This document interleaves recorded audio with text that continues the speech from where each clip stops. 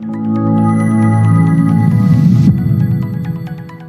Үндэсний төрийн бас байгууллагын харьяа энерги малын эмнэлэг сургалтын төв маань энэ жилдээ 3 дахь жилдээ талархлын өдөр гэж зохион байгуулж байна. За энэхүү өдрийн маань гол зорилго маань үйлчлүүлэгчтэй манайхаар итгэж үйлчлэгээ авч байгаа хүмүүстээ бас талархлаа илэрхийлэх юм зорилготой байдаг байгаа. Тэгээд энэ жилийн хамгийн гол онцлог зүйл маань бид нэр талархлын өдрийнхөө бүх орлогоос тодорхой хувийг нь UB shelter буюу эзэнгүү нохоо муурын асардаг газартаа бас хандивлахаар ингээд төлөвлөд ажиллаад явж байна. Тэгээд өнөөдрийн хөтөлбөрт орж байгаа хүмүүст бас талархлаа гэдгийг илэрхийлье.